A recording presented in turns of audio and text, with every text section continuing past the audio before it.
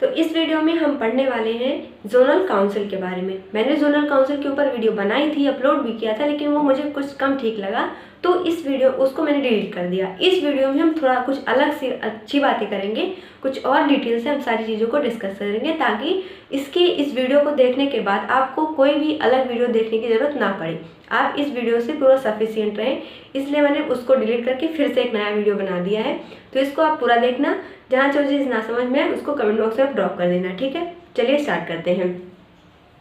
Zonal council को समझने से पहले हमें ये चीज़ समझना है, पहले जोनल काउंसिल तो हम यहाँ समझेंगे, लेकिन इससे पहले हमें एक चीज़ समझना है जिसको हम कहते हैं इंटर स्टेट काउंसिल। क्या होता है? इंटर स्टेट काउंसिल, ठीक है। जो इंटर स्टेट काउंसिल, पहले ये समझेंगे, इसके बाद ही हमें ये चीज़ समझ में आएगी, ठीक है। अब बात आती है इंटर स्टेट काउंसिल की। ये जो काउंसिल है ये क्यों बनाया गया? राज्यों के बीच आपस में जो संबंध है उनका तालमेल बना रहे, इसीलिए जो इंटर स्टेट काउंसिल है ये बनाया गया। तो आखिर किसी ने तो कहा होगा बनाने के लिए, ऐसे तो सरकार के मन में बैठे बैठे आ नहीं गया होगा, कोई कमेटी होगी, गठित की गई होगी, है ना। कोई भी चीज़ नई बना जाती है तो उसके बाद एक कमेटी रिकमेंड की जाती है, गठित होती है।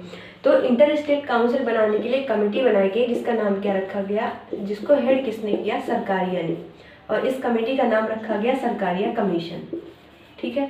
अब इस कमीशन के रिकमेंडेशन पर इस इंटर स्टेट काउंसिल, और ये जो कमीशन है वो गठित कब की गई थी? 1983 से 88, ठीक है। अब ये जो इंटर स्टेट काउंसिल है इनके रिकमेंडेशन पर बनाया गया 1990 में, और उस टाइम पर वीपी सिंह थे, उनकी गवर्नमेंट थी, जो कि क्या है? जनता गवर्नमेंट है। इनकी गवर्नमेंट में क्या बनाया गया? इंटर स्टेट काउंसिल बनाया गया। और जो इंटर स्टेट काउंसिल ये बना 1990 में, लेकिन किस एक्ट के तहत बना? तो state reorganisation act 1956, state reorganisation act 1956, इस एक्ट के तहत जो है वो क्या बना? इंटर स्टेट काउंसिल बना, ठीक है।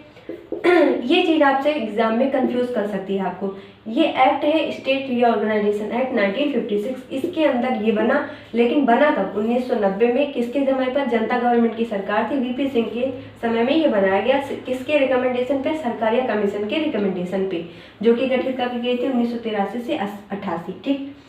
अब ये जो इंटर स्टेट काउंसिल होती है इसका चेयरपर्सन कौन होता है? ठीक है, चेयरपर्सन आजकल एग्जाम में पूछे जा रहे हैं, तो चेयरपर्सन इसका हमेशा कौन होगा? पीएम होगा। अब यहाँ से हमें चीज़ याद रखनी है कि जो इसका चेयरपर्सन है वो तो पीएम हो गया, लेकिन एक चीज़ और है जिसको हम कहते हैं नीति आयोग। ये जो संस्था है नीति आयोग, अब यहाँ से हमें चीज़ समझनी है कि जो नीति आयोग होता है उसका भी चेयरपर्सन कौन होता है? प्रधानमंत्री होता है। मेरी हर एक वीडियो में आपने एक बहुत चीज़ नोटिस किया होगा, अगर आपने नोटिस किया होगा तो एक चीज़ आपको देखने को मिलती है, हर एक वीडियो में एक खास चीज़ मिलती है। क्या मिलता है? जो चीज़ मैं आपको वीडियो में पढ़ाती हूँ, मेन टॉपिक जो होता है उससे रिलेट करके अदर भी चीज़ें मैं आपको याद कराती हूँ, है ना। ये चीज़ अगर है तो कमेंट बॉक्स में ज़रा लिखो। तो अब यहाँ पर हमने बात की है कि जो नीति आयोग है, ये नीति आयोग का चेयरपर्सन भी कौन होता है? पीएम होता है, और ये अभी सीजीएल के पेपर में पूछा गया, ठीक। ये तो हमें पता चल गया।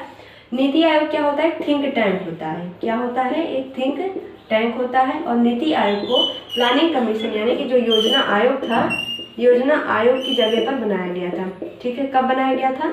2015 में। कब? 1 जनवरी 2015 में नीति आयोग बनकर आता है, जिसका फुल फॉर्म क्या होता है? National institution for transforming India, national institute for transforming India.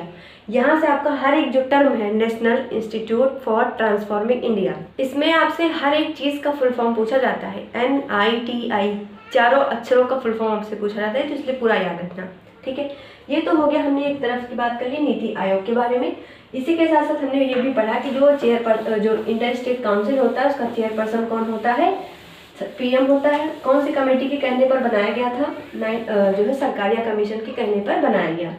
अब जो है इंटर स्टेट काउंसिल बनाने के लिए आर्टिकल नंबर क्या है? 263 है, ठीक। ये तो हमने पढ़ लिया, आर्टिकल भी हो गए, सारी चीज़ें हमने पढ़ ली। अब इंटर स्टेट काउंसिल के अंदर ही किसका जिक्र होता है? जोनल काउंसिल का जिक्र होता है। किसका जिक्र होता है? जोनल काउंसिल का। इसलिए मैंने आपको बताया पहले इंटर स्टेट हमें पढ़ना समझना जरूरी है। अगर हम वो नहीं पढ़ेंगे तो हमें जोनल काउंसिल क्या होता है ये समझ नहीं आएगा।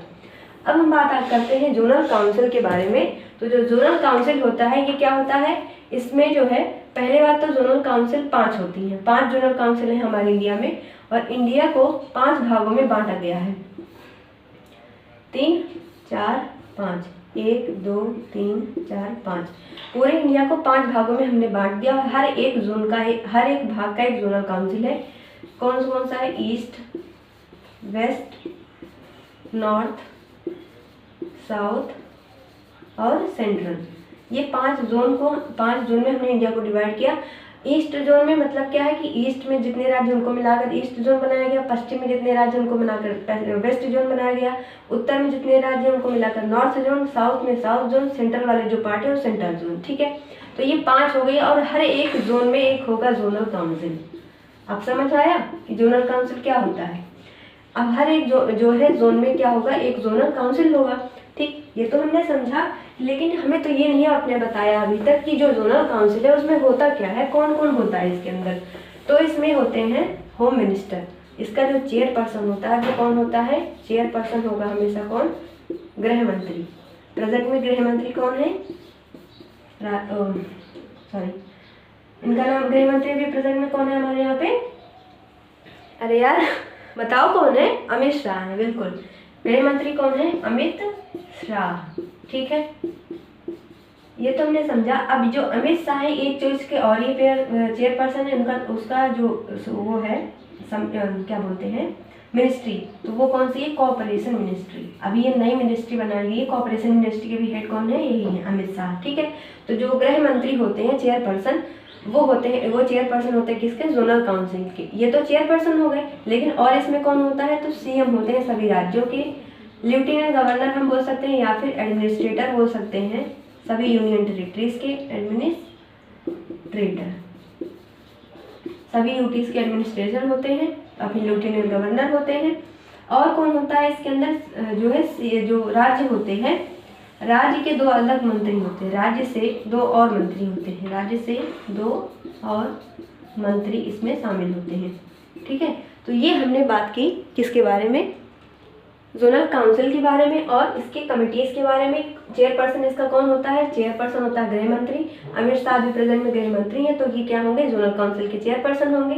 ठीक है, और यहाँ पर जो और हाँ एक चीज़ और याद आई मेरे इसी से, अभी जो है एक जोनल काउंसिल की बैठक हुई है। ये तो हो गया, हमने पढ़ लिया जोनल काउंसिल क्या होता है। ठीक है, समझ गए? यही इतना हमारे एग्जाम में बनता है, इसके अलावा कोई क्वेश्चन नहीं बनता। और अभी जो है ईस्टर्न जो जोनल काउंसिल है उसकी मीटिंग हुई थी। ईस्टर्न जोनल काउंसिल की जो है वो अभी मीटिंग हुई थी, और कहाँ पर हुई थी? ये कोलकाता में हुई थी। कहाँ पर हुई थी? कोलकाता में। और उसको हेड कौन करेंगे? अमित शाह।